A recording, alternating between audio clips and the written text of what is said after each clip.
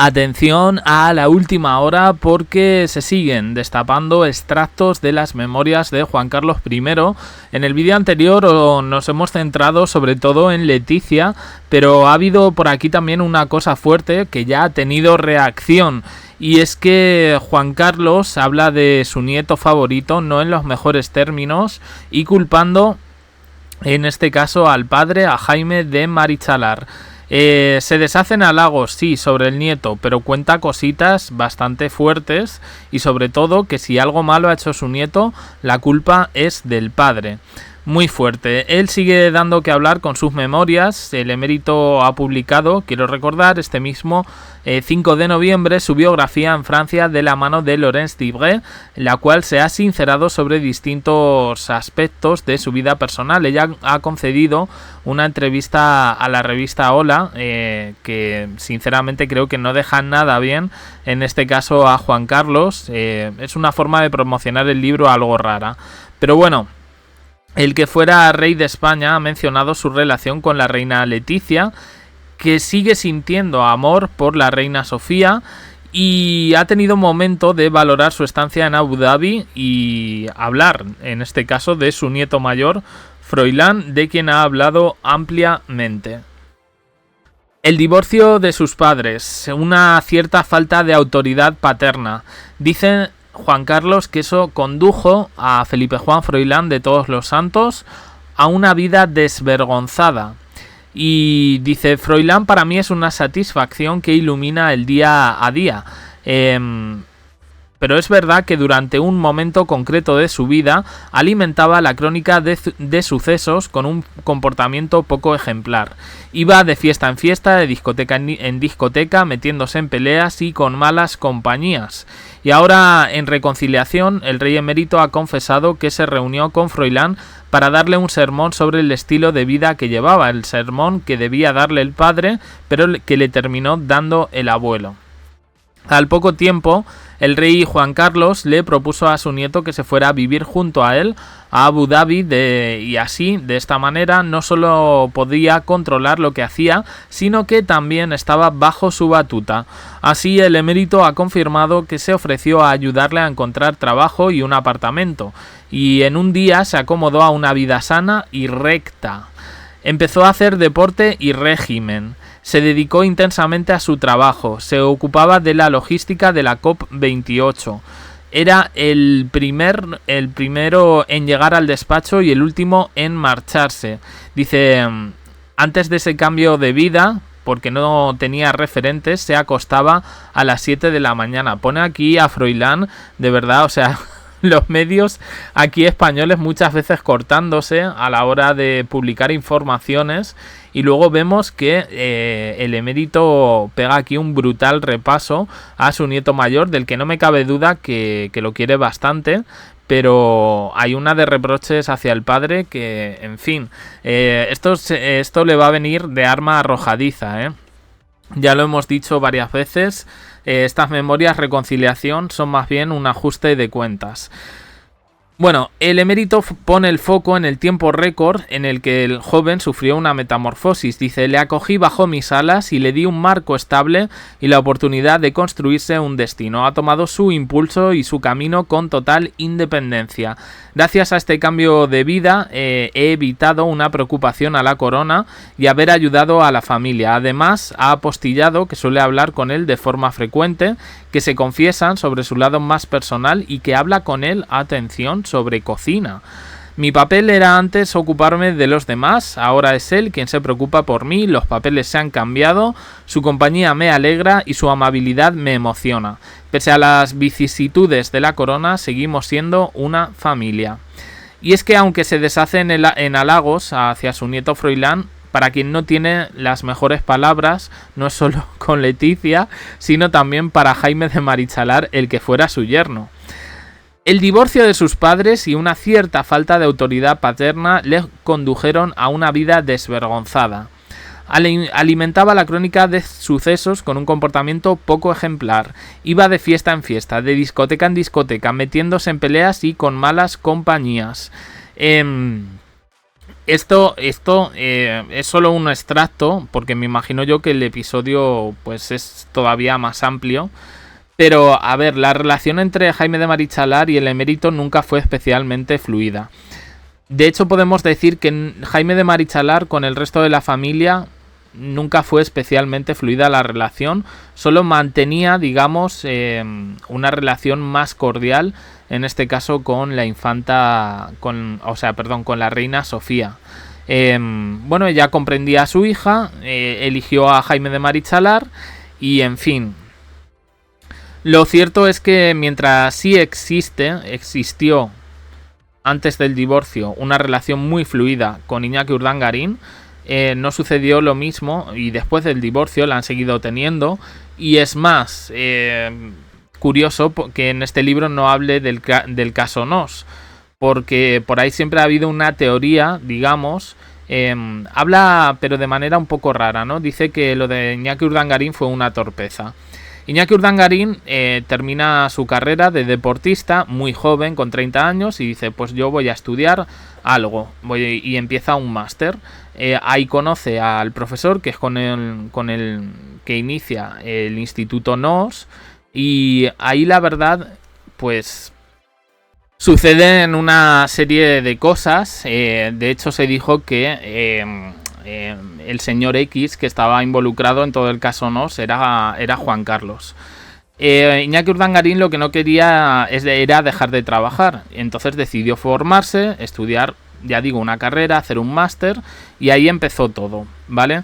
Pero es verdad que con Jaime de Marichalar absolutamente nada. El primo de Leticia dice en su libro un episodio en el que de repente Jaime de Marichalar se pone malísimo en una cena y que de repente pues nada, se va con un escándalo monumental, y cuando vuelven a la cena como si no hubiese pasado nada. Es muy fuerte. Dicen que en todos estos años la relación de Juan Carlos con Jaime de Marichalar ha sido larga, compleja y marcada por distintos momentos de cercanía, respeto y posterior distanciamiento. Desde que Marichalar se integró en la familia real española a mediados de los 90, su vínculo con el entonces monarca fue inicialmente cordial y estrecho, especialmente por la confianza que el rey depositó en él al casarse con su hija, la infanta Elena. Él también venía de buena familia, de familia noble en términos monárquicos, era un aristócrata navarro. Su familia, como digo, tenía tradición y conexiones con la nobleza española, y se casó con la infanta Elena en 1995 en Sevilla. En los primeros años del matrimonio, Juan Carlos I estaba con Marichalar contentísimo, elegante, formado, discreto, diplomático, culto. Ambos compartían aficiones como la caza o la vida social de alto nivel, y el yerno era bien recibido en los entornos monárquicos porque ya se le conocía. Él representó a la familia real en varios actos oficiales y mantuvo un papel visible siempre con el beneplácito del monarca. Con el paso del tiempo, esta relación se va enfriando. A principios de los años 2000, Marichalar empieza a reducir su actividad institucional debido a problemas de salud. Recordemos que sufrió un ictus y su figura fue perdiendo peso dentro de la familia real. La crisis matrimonial con Elena terminó por deteriorar los vínculos, y en 2007 se anuncia su separación y en 2010 el divorcio, aquel famoso cese de la convivencia. Eso supuso un distanciamiento evidente entre Marichalar y el rey Juan Carlos, que mantuvo su apoyo a su hija y trató de preservar la imagen pública de la institución. Aún así, la relación entre ambos nunca fue abiertamente conflictiva. Se ha hablado en varias ocasiones que su relación se concibe más bien como una relación de respeto formal, sin trato cotidiano, pero tampoco con animadversión. Marichalar ha seguido mostrando una actitud prudente, reservada, evitando comentarios públicos. De vez en cuando se filtra algo sobre la casa real o su ex-suegro. En los actos familiares más importantes, como comuniones o graduaciones, ha coincidido con el rey emérito y con el resto de la familia, sin dirigirse la palabra y manteniendo una actitud distante, a varios metros de distancia.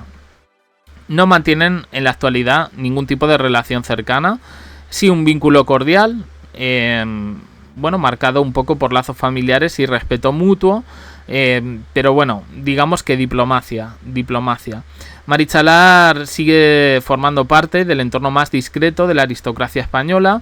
Él mantiene un perfil bajo, está trabajando muchísimo, tiene un puestazo en el tema del lujo, de la moda, que es un poco a lo que ha dedicado su actividad profesional. Y nada, ocasiones muy puntuales en los últimos 15 años en las que han coincidido. Victoria Federica y Froilán mantienen una relación muy estrecha con su abuelo. Victoria sí se lleva bien con el padre y bueno, pues el hijo no. Esto es lo que hay un poco que decir. Bueno, ¿qué decimos? ¿Qué decimos? A ver, no sé yo. Juan Carlos se pone aquí como de Salvador. Yo cambié, metamorfoseé en este caso a Froilán. A ver, se saben cosas y hay cosas que aquí pues ni podemos decir ni se me ocurrirían además sin pruebas. Pero Froilán es un chico de su edad. Es verdad que muchas de las informaciones que se han dado, por ejemplo eso de está de discoteca en discoteca metiéndose en peleas, no, a veces ha coincidido una pelea en una discoteca en la que Froilán ha estado. Las peleas en discotecas pues ocurren prácticamente todos los fines de semana, pero es verdad que en algún momento sí hubo máxima preocupación, en este caso por el nieto mayor. No entiendo la coz que Juan Carlos le pega a Jaime de Marichalar. Este ya ha reaccionado, los círculos un poquito cercanos a él, mediáticos, ya están diciendo que, bueno, que Jaime de Marichalar no presta atención, pero que sí le ha dolido eso de que él no tenía autoridad paterna. Yo como digo, se pueden decir 50.000 cosas del matrimonio de la infanta Elena y de Jaime de Marichalar, pero es verdad que este señor probablemente su error, entre comillas, ha sido no estar tanto en casa. Y cuando digo no estar tanto en casa me refiero a que Jaime de Marichalar trabajaba y trabaja muchísimo. Entonces eso me parece que también hay que tenerlo en cuenta. También a este señor le han ofrecido millonadas por hablar, no lo ha hecho. No han tenido ni que decirle no, él simplemente dice no, yo me dedico a lo mío, punto, ya está. No quiero tener nada que ver en este caso. Él no concede así declaraciones públicas ni nada, sí habla con periodistas en círculos pequeños, pero no se ha destacado, bueno, pues por absolutamente nada. La gestión un poco del divorcio con la infanta Elena pues fue muy mala por parte, la gestión de comunicación me refiero, por parte de Casa Real. Era como el gran escandalazo que iba a paralizar España. Se hablaba de cese temporal de la convivencia en vez de decir separación, que fue lo que en un principio se creía. Luego fueron saliendo más datos y evidentemente la relación era ya distante desde hace años. Leticia apenas tuvo relación con este señor, al contrario que por ejemplo con Iñaki Urdangarín. Luego aquello terminó mal, o no sé si os acordáis de los correos de Iñaki con chistes sobre Leticia. Pero bueno, lo cierto es que, ya digo, a mí me sobra un poquito